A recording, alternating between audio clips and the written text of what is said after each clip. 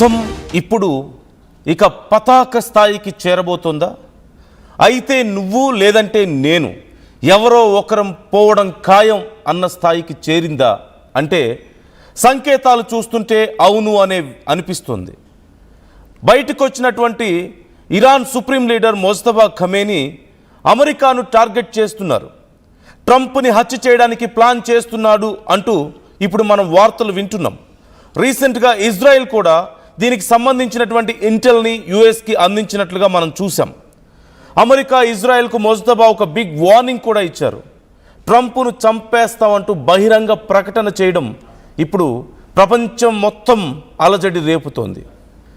ఇది వాళ్ళ దేశం మొత్తంలో ఉన్నటువంటి ఒక డిమాండ్గా ఆయన చెప్తున్నారు. దాన్ని ఖచ్చితంగా నెరవేరుస్తాం, మా ప్రజలు కోరుకునేదాన్ని మేము నెరవేరుస్తాం, మా ప్రజల ప్రాణాలకి మా గత సుప్రీం లీడర్ అలీ ఖమేనీ మృతికి మేము ప్రతీకారం తీర్చుకుంటామంటూ ఒక ప్రతిజ్ఞ చేయడం మనకు కనిపిస్తుంది. ఫిబ్రవరి 28న ఖమేనీ కాంపౌండ్పై అమెరికా దాడి చేయడం, ఆ తర్వాత నుంచి మొజ్తబా ఖమేనీ కూడా అదృశ్యం అవడం మనం చూసాం. ఇటీవల తన తండ్రి అలీ ఖమేనీ అంత్యక్రియలకు కూడా కనీసం మొజ్తబా హాజరు కాలేదు. అయితే ఇప్పుడు మొజ్తబా ఖమేనీ వార్నింగ్తో ప్రపంచ రాజకీయాల్లో ఒక కలకలం రేగుతోంది. పరస్పర దాడులతో ఇరాన్ అమెరికా యుద్ధం మరింత తీవ్రతరమైంది. ఇప్పటికే అమెరికా ఇరాన్ మీద చాలా తీవ్రమైనటువంటి దాడులకు పాల్పడుతుంది. మరోవైపు ఇరాన్ ఇతర గల్ఫ్ దేశాల మీద వరుస దాడులకు పాల్పడ్డాన్ని మనం చూస్తూనే ఉన్నాం. ఈ టైంలో ఇక డైరెక్ట్గా అమెరికానే టార్గెట్గా చేసుకుంటుందా ఇరాన్ అంటే అవును అని చెప్పాలి. ఎందుకంటే ఖచ్చితంగా ఇరాన్ అమెరికా అధ్యక్షుడిని చంపడానికి ప్లాన్ చేస్తున్నట్లుగా ఇజ్రాయెల్ ఇంటెల్ ఇవ్వడం, ఈవెన్ ఇప్పుడు డైరెక్ట్గా ఇరాన్నే మొజ్తబా ఖమేనీనే వాళ్ళ సుప్రీం లీడర్ ఇరాన్కి ఆయనే ఒక ప్రకటన విడుదల చేయడం, మేము ప్రతీకారం తీరుతామంటూ. మరోవైపు రీసెంట్గా ట్రంప్ కూడా ఒక అనౌన్స్మెంట్ చేయడం మనం చూసాం. నా ప్రాణాలు పోవడానికి అవకాశం ఉంది, నా మీద దాడి జరగడానికి అవకాశం ఉంది అని చెప్తూనే ట్రంప్ ఒక అనౌన్స్మెంట్ చేశాడు. ఏమని? నాకేదైనా అయితే 1000 మిజైల్స్ మీ దేశం మీద వచ్చి పడతాయంటూ. 1000, 1, 2 కాదు, 10 కాదు, 100 కాదు, 1000 missiles aim towards Iran. So పరిస్థితి ఎంత దారుణంగా ఉందో మనం అర్థం చేసుకోవచ్చు. ఇరాన్ని నామరూపాలు లేకుండా చేస్తామంటూ ట్రంప్ చెప్తున్నాడు. మరోవైపు ఇరాన్ నిన్న మొన్నటి వరకు ఆపేసినటువంటి న్యూక్లియర్ ప్రోగ్రామ్ని తిరిగి ప్రారంభించింది అనేదానికి కొన్ని ఆధారాలు కూడా బయటపడుతున్నాయి. రీసెంట్గా వచ్చినటువంటి కొన్ని శాటిలైట్ ఫొటోస్ కూడా దీన్ని నిర్ధారిస్తున్నాయంటూ ఇప్పటికే అంతర్జాతీయ కథనాలు మనం చూస్తున్నాం. ప్రధానంగా పర్చిన్ అనేటువంటి ప్రాంతం, పిక్యాక్స్ మౌంటైన్, ఈ 2 ప్రాంతాల్లో ఇరాన్కి సంబంధించిన న్యూక్లియర్ ప్రోగ్రామ్స్ గతంలో జరిగాయి. అయితే ఈ 2 ప్రాంతాల మీద యుఎస్ ఇజ్రాయెల్ తీవ్రమైన అటాక్స్ చేశాయి. అలాగే ఆ యుద్ధం సమయంలో అక్కడ ఉన్నటువంటి కొంత యురేనియంని కూడా, ఇరాన్ దగ్గర యురేనియం ఉంది మనకు తెలిసిందే, 60% ఎన్రిచ్డ్ యురేనియం ఉంది. If it reaches to 90% they can make nuclear bombs. So ఆ ప్రాసెస్లో ఉండగానే అమెరికా ఇజ్రాయెల్ దాడులు చేశాయి. అక్కడి నుంచి యురేనియంను వేరే ప్రాంతాలకు తరలించారు అనే వార్తలు మనం విన్నాం.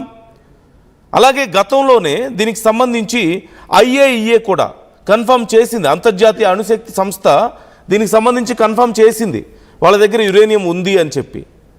కాకపోతే ఇరాన్ ఇక తమ న్యూక్లియర్ ప్రోగ్రామ్ని ఆపేసిందని అనుకున్నారు.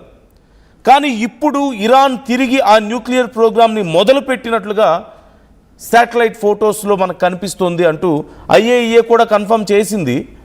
అక్కడ పెద్ద పెద్ద క్రెయిన్స్ ఉన్నాయి, భారీగా టన్నెల్స్ నిర్మిస్తున్నారు అంటున్నారు.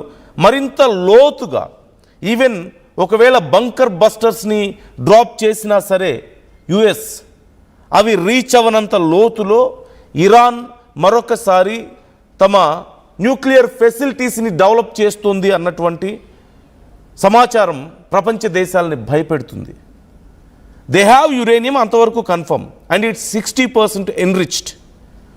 దాంతో వాళ్ళు 10కి పైగా న్యూక్లియర్ బాంబ్స్ తయారు చేయగలుగుతారు, అరౌండ్ 13 అని చెప్తున్నారు.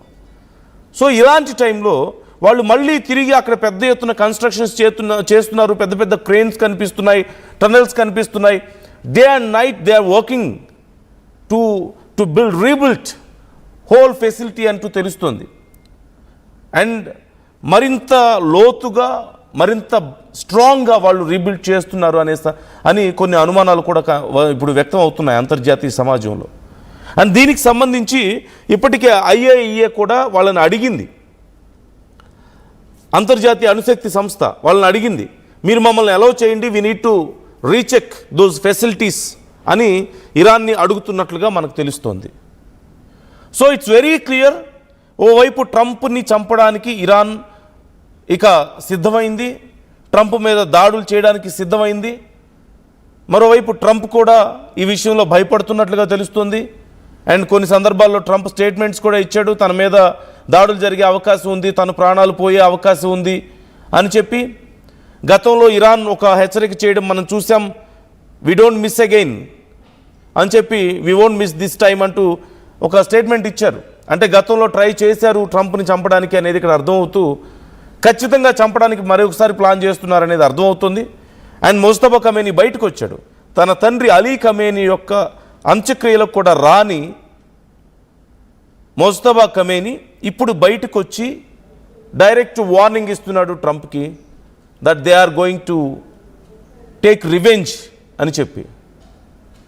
So situation is very serious now.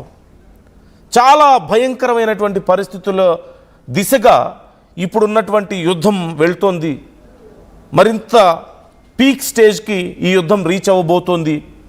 ఇక ఎవరో ఒకరు చావాలి అనే స్టేజ్కి, అంటే ట్రంప్ అయినా చావాలి, లేదంటే ఇరాన్ అయినా నాశనం అయిపోవాలి అనే స్టేజ్కి, ఆ స్టేజ్ దిశగా యుద్ధం వెళ్తోందా అంటే ఖచ్చితంగా అవుననే చెప్పాలి. ఎందుకంటే all the drama is over.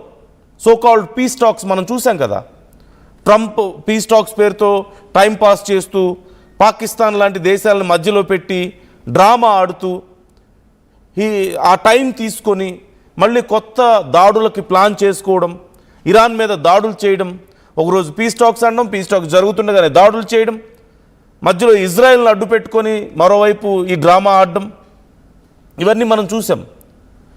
It seems Iran is not ready to take any more, tolerate any more such dramas. They fed up అన్నట్లుగా కనిపిస్తుంది సిచ్యువేషన్. అండ్ అక్కడ ప్రజలు కోరుకుంటున్నారు, రక్తానికి రక్తం, మాకు ప్రతీకారం కావాలి అని. We have seen such slogans, revenge revenge revenge అంటూ వాళ్ళు స్లోగన్స్ చేయడం మనం చూసాం. అండ్ వాళ్ళ నాయకులు బహిరంగంగానే మనం ఎందుకు ప్రతీకారం తీర్చుకోకూడదు, మన నాయకుడి ప్రాణాలు తీసిన వాళ్ళ మీద, మన ప్రజల ప్రాణాలు తీసిన వాళ్ళ మీద అంటూ ప్రకటనలు చేయడం, అక్కడి ప్రజలు రెస్పాండ్ అవ్వడం మనం చూసాం. And now the supreme leader himself came out and statement ఇచ్చాడు కూడా, that we're going to attack అని చెప్పి. So and it's very clear now. So and there is no more chance to negotiate. ఇలాంటి పరిస్థితుల్లో Trump is already attacking Iran, and Israel is already attacking Iran, and Iran is already attacking other Gulf countries, America సైనిక స్థావరాలు ఉన్నటువంటి ప్రాంతాల మీద.